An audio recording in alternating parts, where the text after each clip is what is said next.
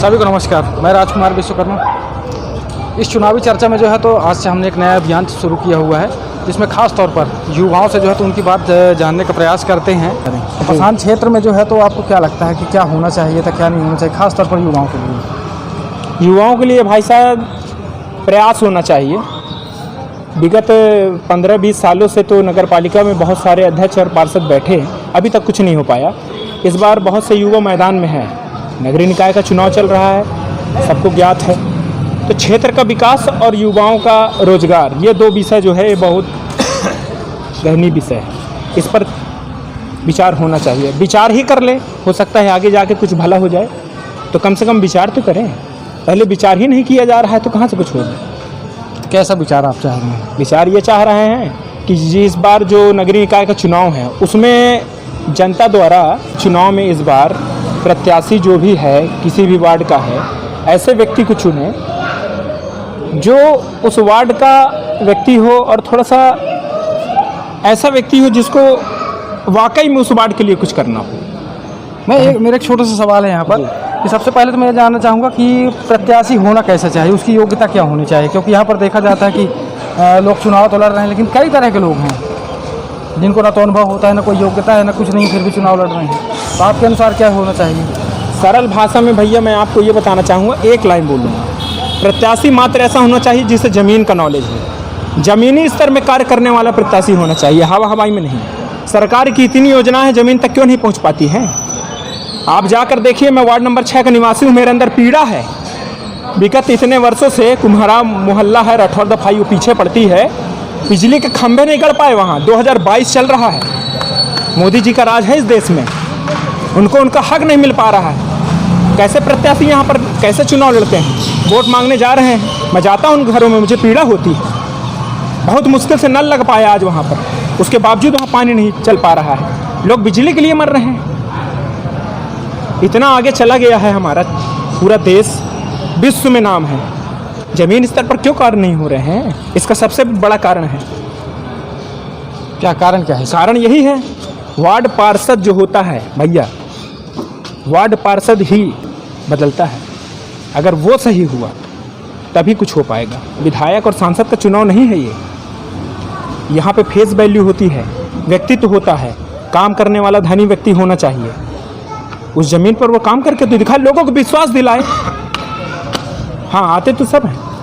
बहुत से प्रत्याशी इस समय आ रहे हैं, बहुत से वादे कर रहे हैं। पीड़ा जाहिर करे, लोगों के बीच में जाए। आज लोगों की पीड़ा देखिए आप, ऐसे ऐसे लोग हैं यहाँ पर मर रहे हैं, भूखे मर रहे हैं। कोरोना टाइम में कोई पूछने वाला नहीं था, फिर भी सरकार ने इतनी योजना चलाई, ज़मीन तक नहीं आ पाया वो। कुछ लोग उभर के सामने आए। इसलिए जिस बार जनता को ऐसा प्रतिनिधित्व चुनना चाहिए जो उनके हक में कार्य कर सके, उनके लिए खड़ा हो सके।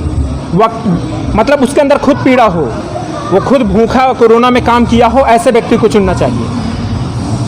पूछो कि हम आपसे मेरा एक सवाल है कि इस चुनाव में और पिछली बार के चुनाव में लगातार यहाँ पर आपने कई सारे चुनाव देखे, और हर बार जो है तो युवाओं का समर्थन जो है तो किसी न किसी प्रत्याशी को होता था, लेकिन इस बार ऐसा क्या है कि युवा जो है तो भारी मात्रा में मैदान में है?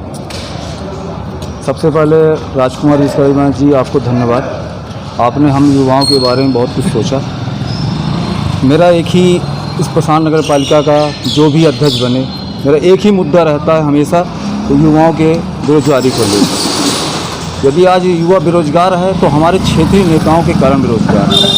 हर कोई चाहता है कि यहाँ पर जितने भी नेता हैं केवल बेरोजगारी दे रहे हैं, कोई रोज़गार नहीं दे रहा है। रोज़गार इसलिए नहीं दे पा रहे, उनके पास रोज़गार है ही नहीं, उनकी सोच में ही रोज़गार नहीं। वो केवल अपना सोचते हैं कि युवाओं से वोट लेना है, जनता से वोट लेना है, 5 साल में चले आना है। उनकी केवल यही एक तमन्ना रहती है। जितने भी पुराने प्रत्याशी थे, और हमेशा युवा झंडा लेके खड़ा रहता है, पानी में खड़ा रहता है, कोई नहीं सोचता युवाओं के बारे में, कोई नहीं सोचता। और सबसे बड़ी बात, यदि आप कह रहे हैं कि यहाँ पर रोज़गार आ क्यों नहीं सकता, आ सकता है। आप यदि कोई प्रस्ताव बनाएंगे, जितने भी पार्षद हैं आज, यदि हम आज जितने भी युवा मिलकर यदि आज पार्षद तय करते हैं, वो पार्षद मिलकर यदि कोई प्रस्ताव बनाते हैं तो ले जाके मुख्यमंत्री जी के पास रखते हैं, तो प्रस्ताव भी पारित होता है। आप कहीं आवाज़ उठाएंगे तब ना आपको रोज़गार मिलेगा। आप कहीं उठाते ही नहीं आवाज़, आप केवल पीछे बैठ जाते हैं, सोचते हैं कि हमारा तो पेट भर रहा है, तो हमको क्या करना है। यहाँ के तो नेता ऐसे हो चुके हैं। और रही बात, मैं इस क्षेत्र के व्यापारियों की मैं आपको बात बता दूं, आज यहाँ का व्यापारी बहुत परेशान है।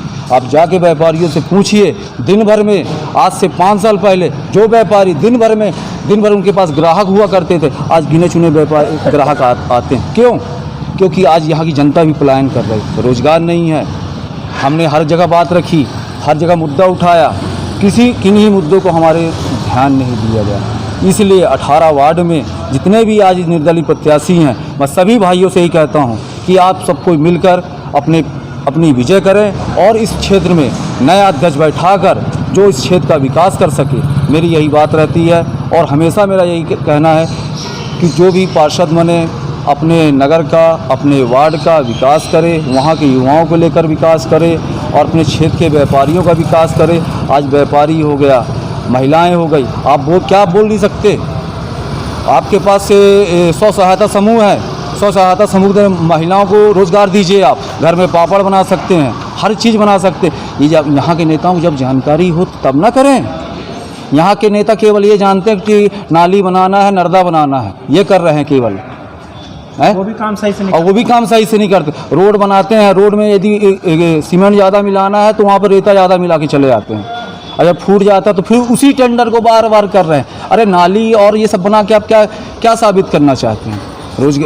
युवा तो आज भी बेरोजगार है ना, उसको तो रोज़गार नहीं मिल रहा है। ये बेरोजगार खड़े हैं, ये बेरोजगार खड़े हैं, ये बेरोजगार, कोई ठेला ढंगा रहा है।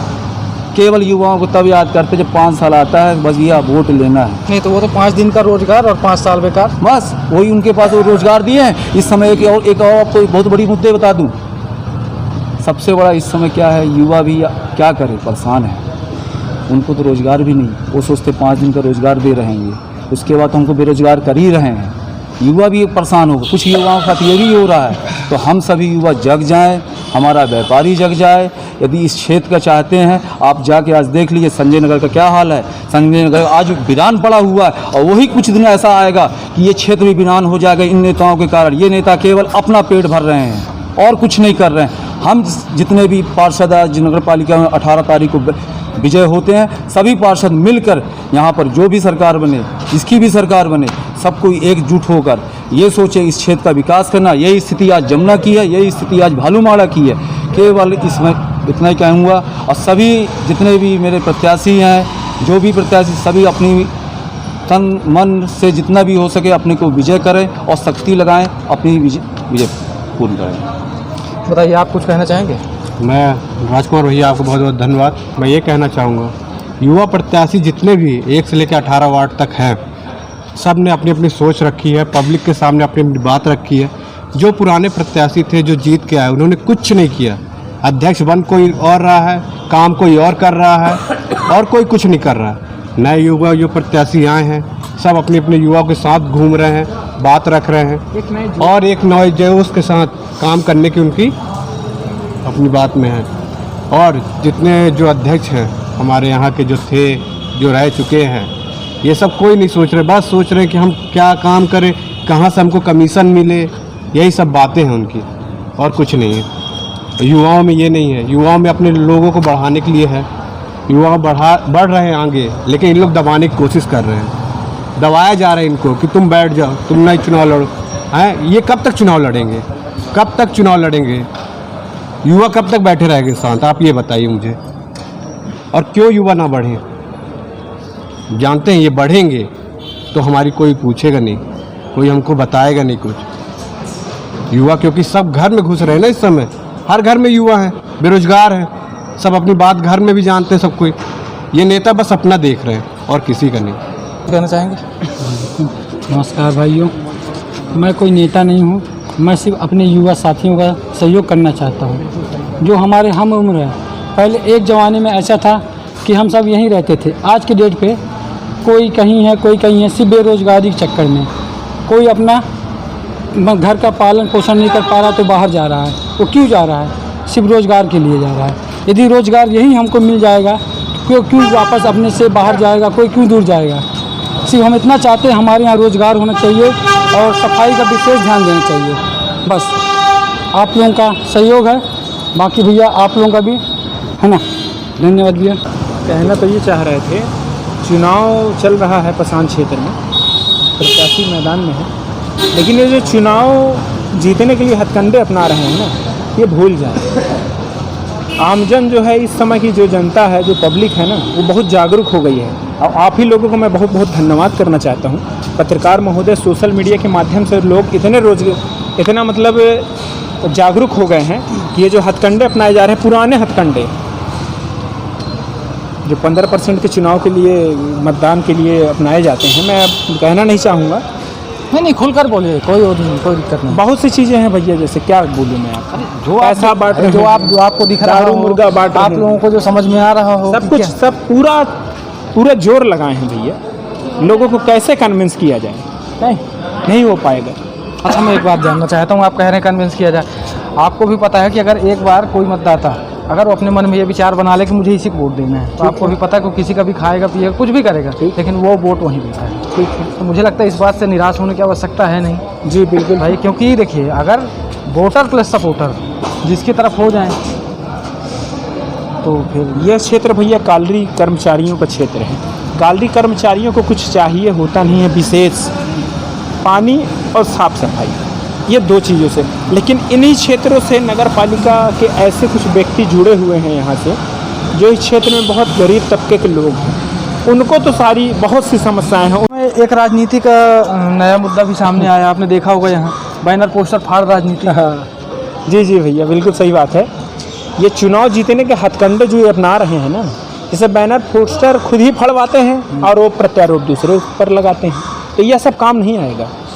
दारू मुर्गा खिलवा के दूसरे प्रत्याशी के कार्यालय के सामने भेज देते हैं, लड़ाई झगड़ा करवाते हैं। जनता जागरूक हो चुकी है भैया, आप ही लोगों के माध्यम से, पत्रकार महोदय, आप लोगों के माध्यम से, सोशल मीडिया के माध्यम से जनता इतनी जागरूक हो गई है। इस बार यह चाहे कुछ भी कर ले, पैसे से खरीद ले, दारू मुर्गा खिला ले, बैनर पोस्टर फटवा दे, बदनाम कर ले, यह चुनाव प्रचार में खुद के निकलते हैं और दूसरे का प्रचार प्रसार कर रहे हैं, दूसरे की बुराइयाँ कर रहे हैं प्रत्याशियों। इस पर मैं यह कहना चाहूँगा भैया, जीतेगा भाजपा, जीतेगी पसान, वो तो ठीक है, पर भाजपा का कैंडिडेट कैसा है, व्यक्ति ये देखता है। नगर पालिका का चुनाव है, यह सबसे छोटा चुनाव है, इसमें व्यक्ति मात्र चेहरा देखता है, इसमें सिंबल काम नहीं आता। भारतीय जनता पार्टी का बहुत अच्छा कर रहा है, मैं उसकी अवहेलना नहीं करना चाहता। माननीय नरेंद्र मोदी जी आज विश्व में भारत का 1 नंबर का स्थान है, मगर ज़मीन स्तर पर वो जो हमारा वार्ड है, जो हमारा मोहल्ला है, जो हमारे लोग हैं ना, वो अब फेस वैल्यू देखते हैं।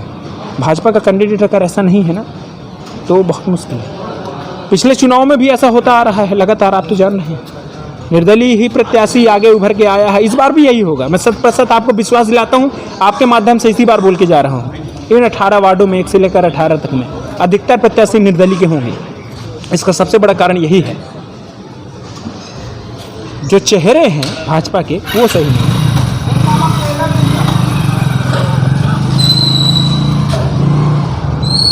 तो ये थी युवाओं के मन की बात, और यहाँ पर से जो है तो थोड़ा सा विराम आपके माध्यम से एक मैं छोटा सा नारा प्रस्तुत करना चाहता हूँ इसी क्षेत्र पर। पसान के चुनाव में युवा है मैदान में, पसान के चुनाव में युवा है मैदान में। धन्यवाद।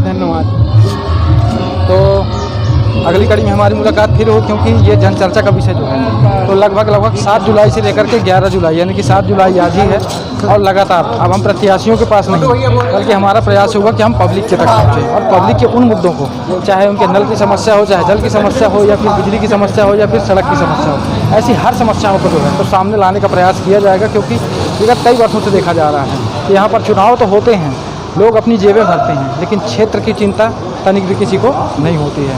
इसके साथ मैं विराम देना चाहूँगा। मैं राजकुमार विश्वकर्मा, धन्यवाद।